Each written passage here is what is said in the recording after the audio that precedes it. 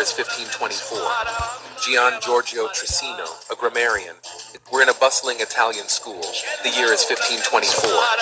Gian Giorgio Trissino, a grammarian, is contemplating the alphabet. He notices something. The letters I and J are used interchangeably. This just doesn't sit well with our hero. So he makes a bold move. Trissino decides to give J its own identity. And just like that, the letter J is introduced to the alphabet. A revolutionary move in the world of linguistics, forever changing the course of the alphabet. And this all happens while... All right, Shalom. This is the book of Proverbs 30 and 4. It said, who have ascended into heaven, or descended, who have gathered the wind in his fists, who have bound the waters in a garment, who have established all the ends of the earth. What is his name? What is his name? And what is his son's name? If thou can tell us. Right? So that was a heavy little short, right? Because let me go here. Letter J wasn't created to 1524. So how can the Messiah name be Jivas? It's impossible. Right? And it's a stronghold that's in most of our people's mind to this very day out of their pure ignorance. Right? And how can you know somebody if you don't know their name? That's impossible. You can't know them. Right? Because your Israelites are fixated on this name, Jesus and God is not the Most High name either. His name is Yahweh. And the Son name is Yahweh, right? So the letter J was not into existence until 1524. Let's go here. Let me show you this real quick. Right here, it says, Gian Giorgio Trissino was the first explicitly distinguished I and J as represent separate sounds, right? Right here. It says it wasn't until 1524 when Gian Giorgio Trissino, the Italian Renaissance grammarman, known as the father of the letter J, right? So the letter J did not exist until 1524. So that is impossible that the Messiah name was Jesus, right? So I'm going to show you something. I'm going to show you proof. I'm going to show you the receipt. So let me go ahead. Give me 1 second. All right, so right here is my 1611 KJV Bible, right? So when you go to Matthew 1 and 18, you're going to see mind blowing right here. The book of Matthew 1 and 18. Now the birth of Jesus, right? So you don't see that J there. You don't see a J there. Why is that? Because the letter J came into existence in 1524, right? You see I. Now, there's different parts of his Bible where they use the letter J, right? But you see something for the Messiah name, there's no J there, right? And that this Bible came out in 1611, right?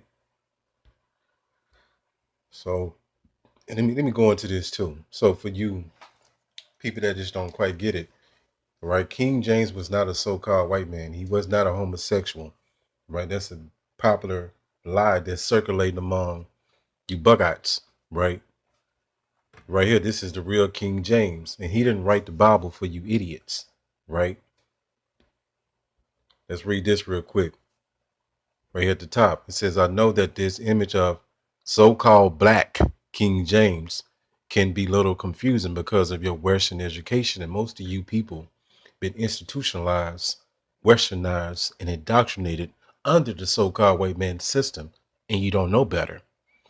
It says, but this is the truth that we know by the rich and the elite in the world. So the Edomites of the elites, they know what time it is. They know the truth. That was the reason I paraded all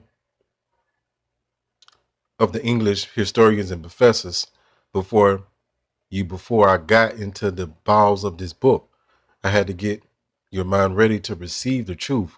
King James came from the line of so-called black Scottish Stuart kings, 343 years of rulership in Scotland. Do you hear this? So this is the real King James. He was known as Black Boy when he was little, right? And they gave the modern images that you see of King James are all whitewashed. So I'm gonna go here. And this with Jake. Jake, don't you want to hide something from a ninja? Put it in the book. That's gonna be the title of my next lesson, right? Because I'm gonna go pretty deep into that saying. It says King James Version. It says when Elizabeth died in 1603, the crown passed to James I, James I, who had been king of Scotland for 37 years, and king as James VI, if I'm not mistaken, right? It says several months after he ascended to the throne of England, he authorized a new translation of the Bible to replace the Bishop Bible. It says right here below it, it says 47 of the best Hebrew and Greek scholars. That's what Jake don't understand. Jake just think the Bible, right, was written by King James, and also they think that it was always in English. No. It says, I'm going to read this again. It says 47 of the best Hebrew and Greek scholars of the day were divided into 6 groups, 3 for the Old Testament, 2 for the New, and 1 for the Apocrypha. And they go to show you that the Apocrypha was originally in the Bible until they did the Bible destruction group. They took it out to hide many things from you, right? One of the main reasons they took it out so they can hide who the Edomites were, how we'll be able to track them down today. They took the book of Esther out, some parts of the book of Esther. They took out Esdras, so on and so forth, to hide a lot of information from you so you can be dumbed down and lost today. It says 2 of the groups met at Oxford, and 2 at Cambridge, and 2 at Westminster, right? So he didn't write the Bible, he had it translated. And I'm going to show you the difference from translating and transliterating, right? That's a big difference. So let's go here. Ecclesiastes 1:1, prologue. All right. It says the prologue of the wisdom of Yahushua, the son of Sirach. Let me jump down to the meat of it. Salakia. Let me go here. Salakia. Give me 1 second. Right here at the top. It says, for the same things uttered, that means said, written, etc. in Hebrew. That's our native tongue, our native language, Hebrew. It says, and translated into another tongue. So what you have today is a translation into English from Greek and from Hebrew. You have to know that that's vitally important to getting the proper understanding of scriptures and so much more. It says, for the same things uttered, said or written, right, in Hebrew and translated into another tongue have not the same force in them, so don't have the same effect, right? You got these pseudo names, Jesus and God, them all pseudo names, fake names, right? And not only these things, but the law itself, the prophets, and the rest of the books have no small difference when they are spoken in their own language. Why did he say this?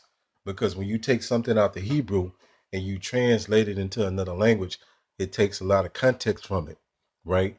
Like the Most High name, that's why people trip up over the name God.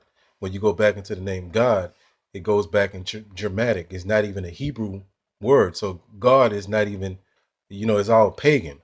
So when you go back into the Hebrew, you'll understand that the Most High name is Yahweh. He had an actual name like you got a name, right? And it's very important that we get this name correct because it's the bridge to our salvation, right? So the Bible was translated, not transliterated. I'm going to show you the difference. Acts 4:12, right? So the Israelites that had the truth will have the name of the Son and of the Father. It says, Acts 4:12, it says, neither is there salvation in any other, for there is none other name under heaven given among men whereby we must be saved. So this is literally the bridge to our salvation, having the correct name. It ain't Yah, it ain't Yahuwah, it ain't Elohim, it ain't Yahweh, it's Yahweh. That's the Father name. Like you have a name, right? And people get all bitchy when you mispronunciate their name, right? So get it right. Stop saying Yah. I hate that. That's a pet peeve. And the Messiah name ain't Jesus. It ain't Jesus. It ain't Christ. It ain't Most High and Christ bless, right? It ain't they say Yeshua. They say Yeshua, right? They say that too. No, his name is Yahushua, right? So this is how important it is to get the name correct. So let's go here. Let me show you some more stuff. 1 second. And then I want to go to this as well. So I'm going to go to brand name. So everything is attached to a name. So you go to the store, and you know some people are very particular about certain brands that they buy or they won't buy, right? But everything's attached to a name, right? So people get it on a low level, right? So they go to the store. You got some people only buy Nike. They won't buy no other clothing brand, right?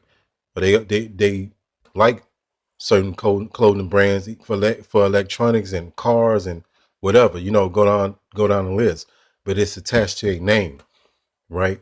So without the name, right, it has no power. So that's why you have to go back into the Most High name and the Son name. Let me go into this.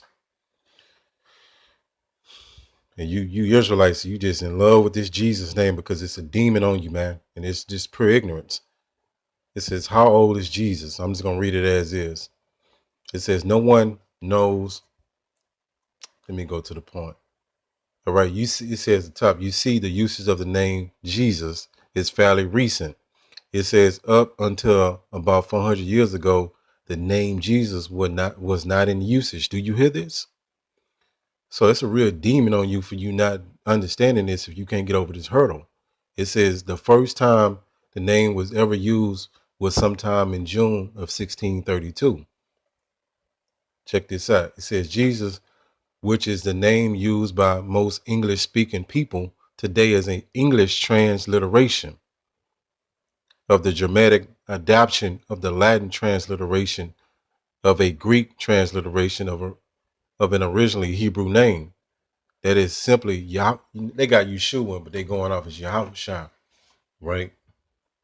But yeah, this name, and you people, you know, you'll say it's power in it. You just all over the place, man. Completely bugged out, right? So I just proved to you that ain't his name. This is a new concept. Give me 1 second. Okay. And again, how can you know somebody if you don't know their name? It's impossible. You don't know them. It says right here, it says, what is the difference between transliteration and translation? So the Bible that you have right now is a translation, not a transliteration. It says a translation tells you at the top, tells you the meaning of words in another language. It says a transliteration does not tell you the meaning of the words, but it helps you to pronounce them. Transliteration changes the letters from one alphabet or language into a corresponding similar sounding characters of another alphabet, right? So that's important to know that because they didn't transliterate the Most High name. They translated the name, which is a big difference.